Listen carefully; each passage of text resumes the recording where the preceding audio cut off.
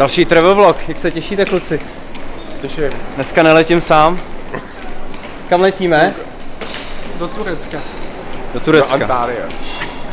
Letíme do Rumunska, do Bukurešti. A už máme zpožděný let, což je u mě úplně normální. Protože se nám s Davidem stávají samý patálie. To už je taková moje vizitka. Kdykoliv letím já, tak jsou zpožděný lety. Počkej, kam jdeme? Jdeme špatně někam. No, něco mi říká, že tenhle výlet bude prdel. Protože kluci už jsou ožralí. Já jsem si Bukurešť do Wikipedie. No. Povídej. A vyskočilo tam na mě jako takový ty vole nadpisy, že jo, bezpečnost a tohle. Kolik má Bukurešť obyvatel? 600 000. A špatně. 600 000. 1 700 000, teda. Ne, 2 miliony. 1 700 000. Já jsem to splet, no. Ty jsi přepsal. Já jsem to splet. To má Lipsko. 600 000. Já jsem si googlil ještě i něco, nějaký píčevin. Takže Wikipedie je nic moc. Gdaňsk jsem si, myslím, googlil. No nic, bude to prdel.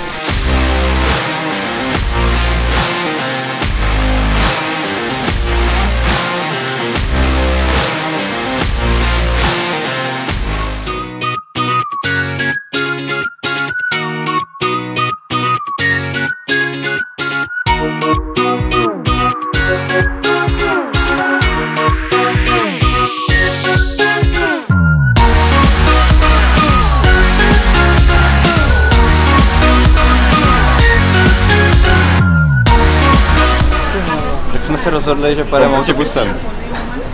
Jedeme autobusem, ne? Nakonec jedeme busem. Jedeme busem, zrušili nám let, tak jsme dostali autobus. Máme Flixbus.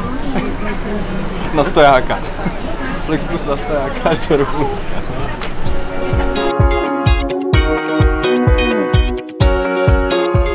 We are in Romania. And this is Christina. Hello, welcome to Romania. Welcome. She helped me with a lot of things. She recommended me a lot of clubs, restaurants and other places. So thank you. Welcome. Enjoy.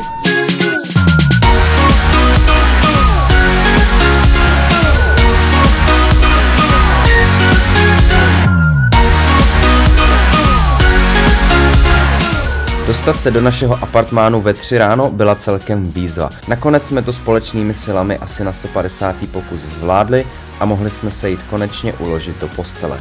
Tak jsme doma, jak se vám líbí? Na fotkách to vypadá vždycky jinak. Ty vole, tady je vedro jako kráva.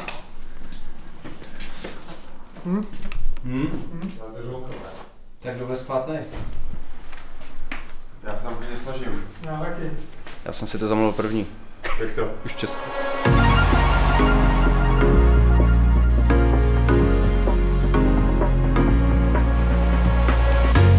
Every time I need a rescue, hanging on the verge of breakdown. Even though I try to replace you, but loneliness makes me break down. Every time I need a rescue, hanging on the verge of breakdown. Waiting for a touch, you say no day. Slyšel jsem, že v Bukurešti bývá vedro. No, nečekal jsem, že si budu brát zimní bundu. Ne, zatím nám tady jenom prší a je trošku chladnější. Ale vlastně to docela příjemný, že jsem rád.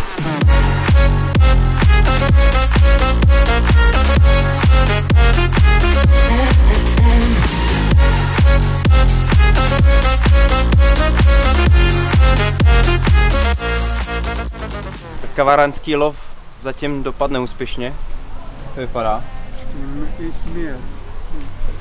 Ztratili jsme se a prší nám hezky. Když jsou tady vedra, říkali. Dneska úplně ne, což je možná ale dobře, protože další dny asi chcípne. Včera bylo 39 a dneska 20, takže je docela dobrý skok.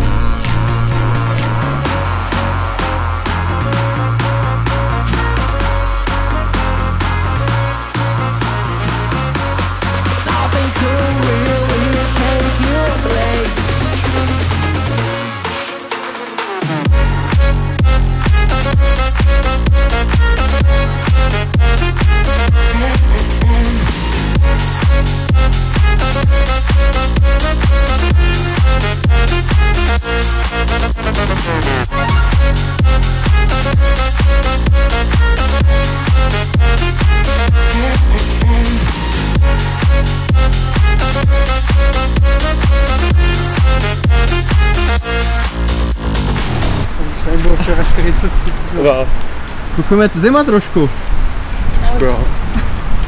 Ta bunda by teďka byla akorát. Kámo, vy jdete jak nějaký security. Jsme se krásně nažrali a po celou dobu, co jsme seděli v restauraci, tak nepadla ani kapka. Teď jsme vyrazili a zase nám chčije. Takže v podstatě jenom zatím žerem a pijem. To nám vlastně vůbec nevadí, ne?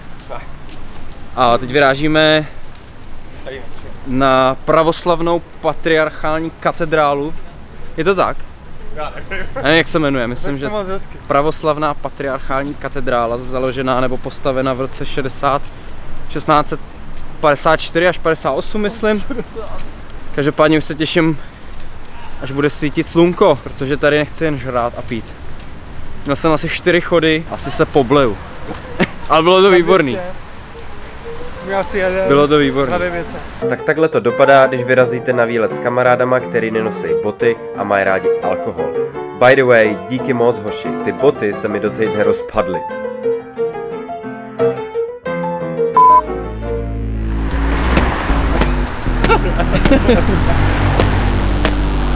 Ach jo, už musím cestovat s alkoholikama. Jo, no. Než alkoholiků.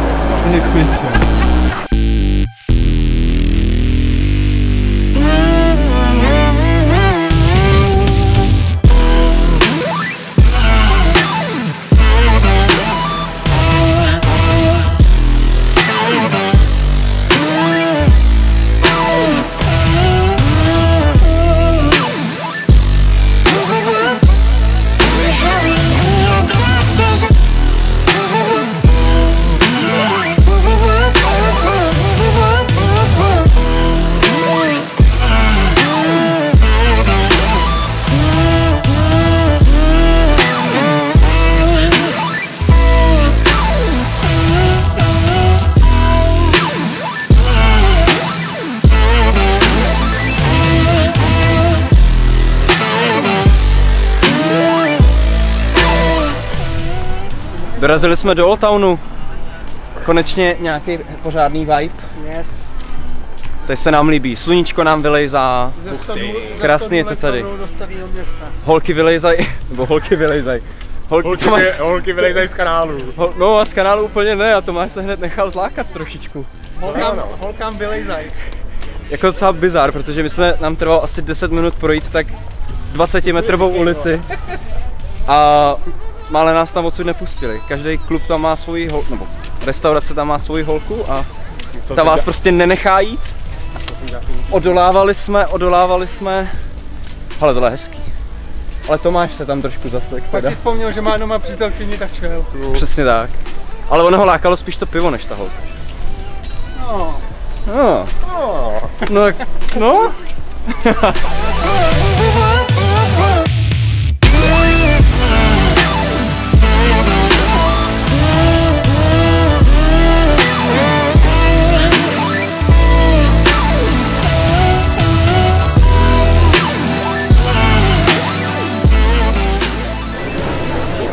Tak jsem si dal burger v jedné z nejvíc busy restaurací, která tady v Bukurešti asi je. A já většinou, všichni asi víte, nebo většina z vás ví, že jsem vegetarián, ale když cestuju, vždycky dělám výjimky. A tenhle burger je docela dobrý námrt. Dal jsem si nějaký hovězí burger a myslím si, že bouchnu. Takže jako vegetarián se jdu nacpat hovězím burgerem. Takže dobrou chuť a mějte se hezky.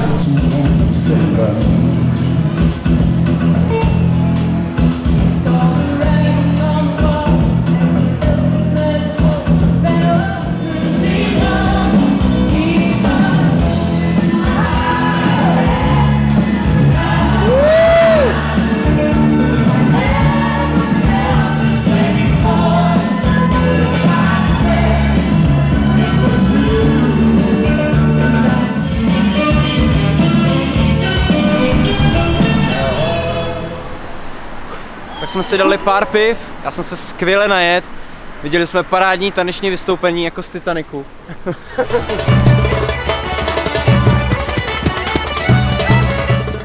A já jdu dát asi domů kameru a převlíknout se, protože vyrážím ještě někam na pívko a je to dost nebezpečné.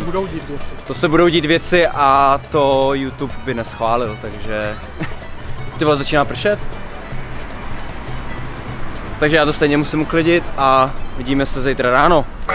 Dobré ráno, dneska jsem se bohužel moc nevyspal a ten důvod proč je, protože poslední noc byl úplný bizár. V noci, nevím, ve 2, ve 3 ráno mě prostě zbudil nějaký výstřel nebo úplně šílená rána.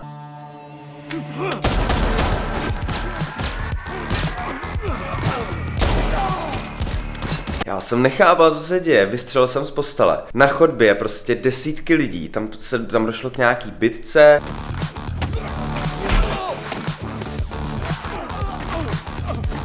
Týpek to znělo, jak kdyby tady vykopával dveře, prostě lidi tam řvali ženský, prostě rámus, jak kdyby lidi padali ze schodu.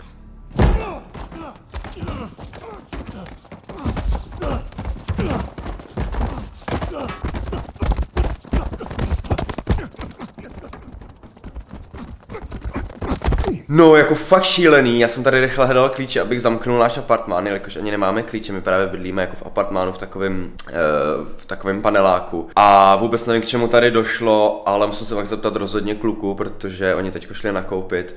A musím se jich rozhodně zeptat, jestli to taky slyšeli nebo ne, oni mají pokoj až jako vzadu, já ho mám přímo u dveří, takže je to možná nezbudilo. A já jsem byl úplně v šoku, takže se jich na to určitě zeptám, takže poslední noc úplně bizár, doufám, že to... Kluci nenašli žádnou mrtvolu, já se jdu najíst a dneska plán nemáme, uvidíme, jak to dopadne, mějte se zatím, čus.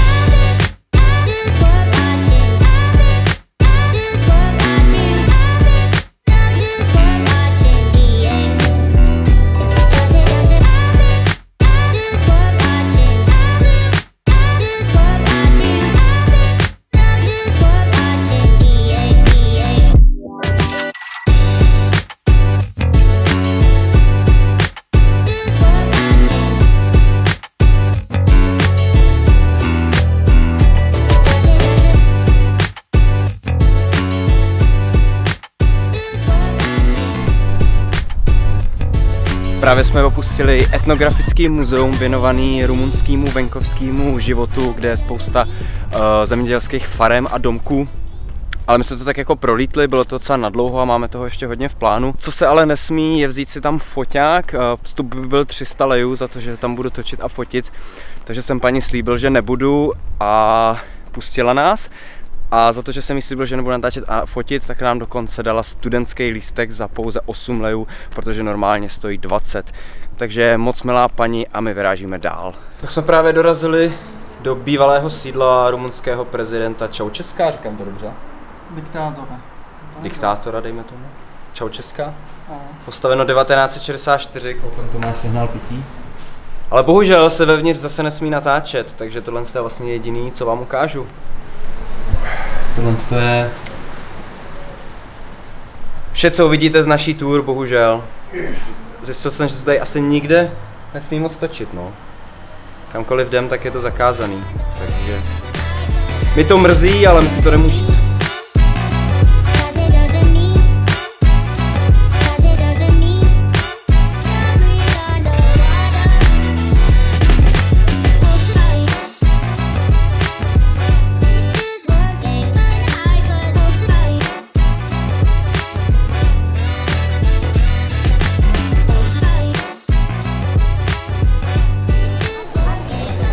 Máme opět večer a vyrazili jsme na světelnou show.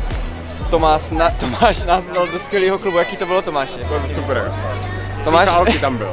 Steve Aoki. Byl tam Steve Aoki, Tomáš nás stáhnul 4 kilometry do nějaký nejfrekventovanější oblasti, kde by mělo hrát techno. Byl tam největší party a studentský live. Přišli jsme tam a tam rozpadlý barák. Takže jsme se to užili a vzali jsme rychle Bolta na světelnou show, takže je tady 1 milion lidí asi.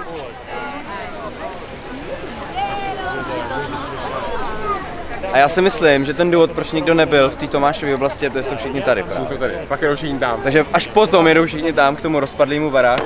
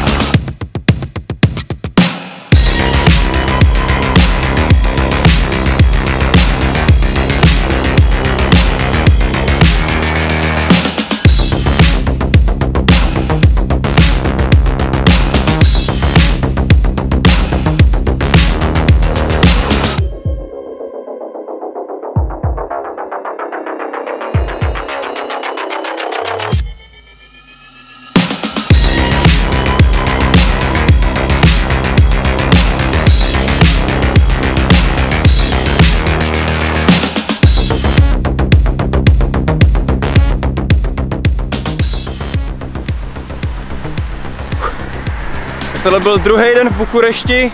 My jsme si dali 45minutovou fontánu, což bylo docela dost dlouhý a jdeme se opět domů převlíknout, klasika, odevzdat foťák, odevzdat všechnu techniku do bezpečí a pak asi vyrazíme do města, takže tímhle končím a uvidíme se zítra ráno. Dobré ráno, před náma je náš úplně poslední den, nebo spíš celkově celý den, protože zítra odjíždíme v neděli večer, takže ještě budeme mít čas. Ale teďka vyrážíme asi na jednu z největších atrakcí tady v Bukurešti a tím je Palác parlamentu, což je druhá největší budova, administrativní budova na světě a třetí největší budova, co se týče objemu.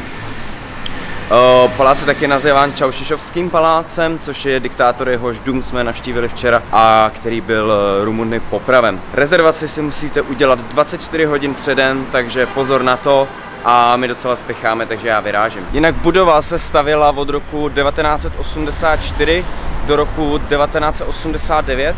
Od roku 2007 v ní sídlí rumunský parlament a na stavbě se vystřídalo víc jak 20 000 dělníků a 600 architektů. Dar.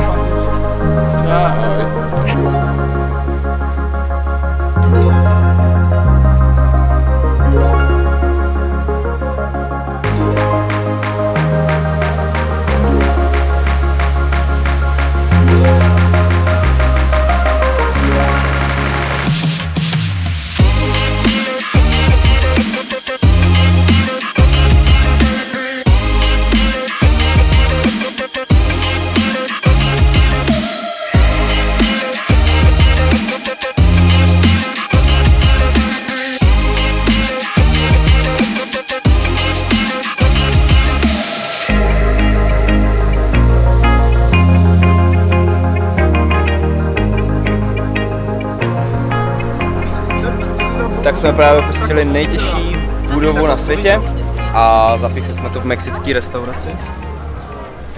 Máme to tady výborný, jak vám chutná? Skvělý. To máš dobrý? Výborný, výborný. Doporučuji.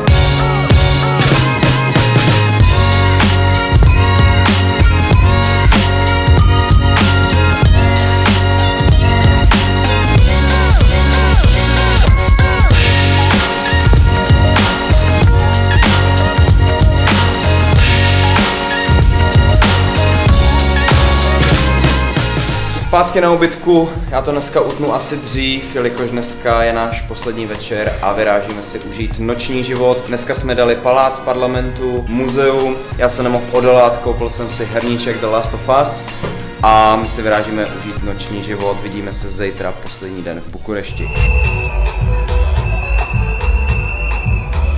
Tak právě opouštíme ubytko, já jsem úplně hotovej, včera se to samozřejmě klasicky zvrtlo. My jsme se tady přidali na Pride, byl to Pride, takže jsme se přidali, byla to docela slušná party, potkali jsme nějaký super lidi.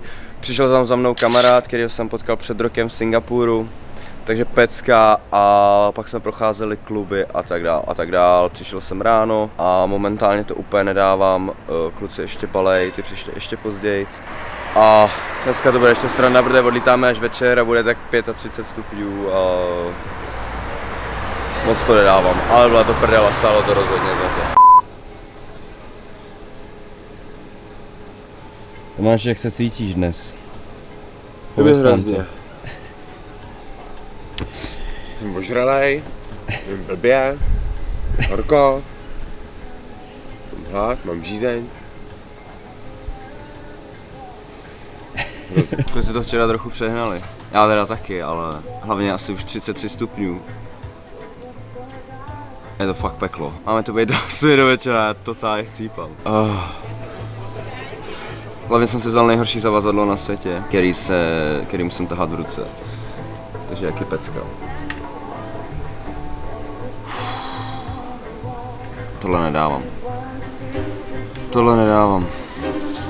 Zlatý otužování. Takže tohle je asi úplně poslední zastávka. Kluci se jeli koupat, jeli se schladit, já jsem se radši odpojil a vyrazil jsem do muzea historie, proběhnu muzeum a pak už vyrážím na letiště a mizím domů, takže tohle byly 4 dny v Bukurešti.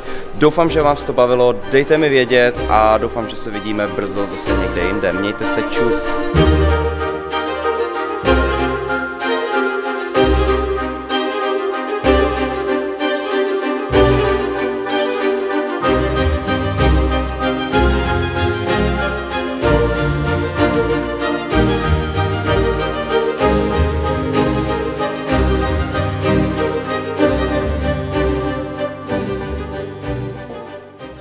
No a pokud si myslíte, že jsme na konci vlogu, tak se bohužel pletete. Výlety se mnou se přeci nemohou obejít bez problémů, takže si dáme ještě pár minut.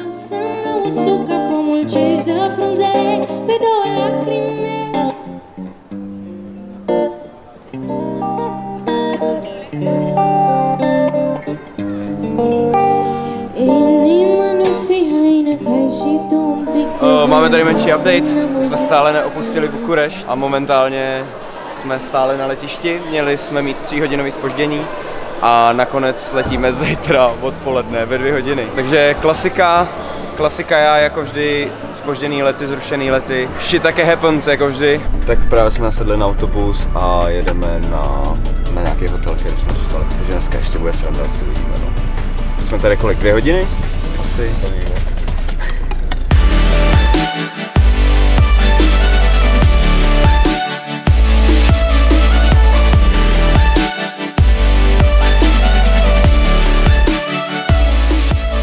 Jsme dorazili na hotel, konečně. A jako správný Češi z toho jdeme vytěžit co nejvíc, takže si jdeme dát pořádnou večeři, zítra pořádnou snídani, pořádnou sprchu a asi se vidíme ráno, protože už jsem úplně kávo. Už jsme dostali pořádnou luxusní večeři. Nádhera. Takže já se jdu nacpat. Jsem moc milé překvapen, ještě jsme dostali další nálož. Super, protože já mám zkušenost tady s těma zpožděnýma letama dost často a většinou jsem dostal housku z máslem, takže velký bezvýznamný plus. Tak a tohle to už je opravdu konec. Ráno jsme se naštěstí na letiště dostali, i když náš let měl opět několik hodin zpoždění, domů jsme nakonec dorazili. Tohle to už je opravdu všechno, takže vy se mějte krásně a vidíme se zase někdy příště. Čus!